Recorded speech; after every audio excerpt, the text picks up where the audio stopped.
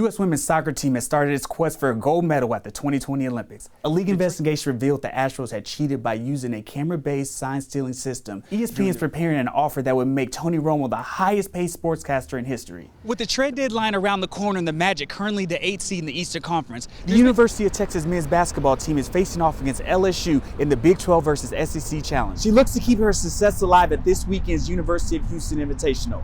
From Mike Ermeyer Stadium, the Michigan Wolverines and the Alabama Crimson Tide are facing off in this year's Citrus Bowl. After disappointing seasons, there's been talks about trading their underperforming star Aaron Gordon.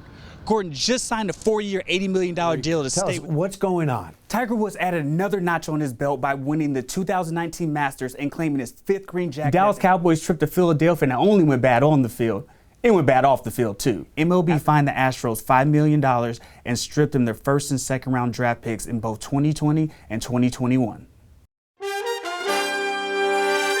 Good evening, everyone. Golden State Warriors superstar Stephen Curry is back with the team as he starts rehabbing a broken left hand.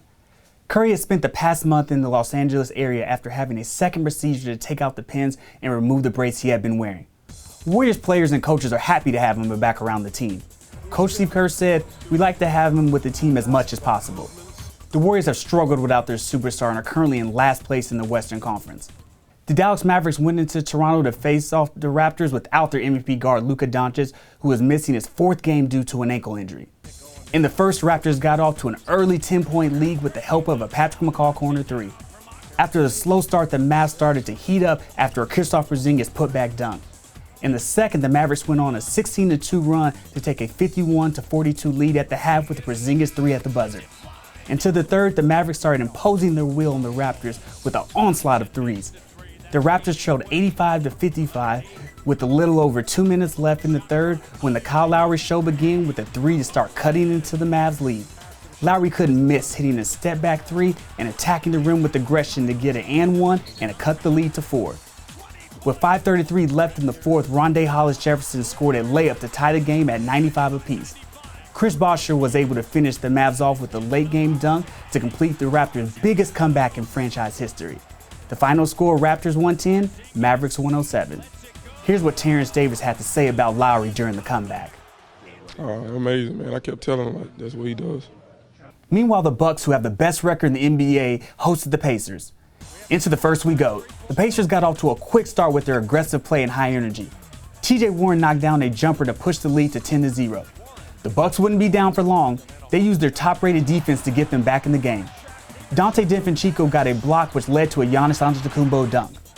Rompa Lopez then got a steal and took it coast-to-coast with a spin move pass that got Giannis another easy 2 at the rim that cut their Pacers lead to 4. Into the second quarter, there was a lot of back and forth.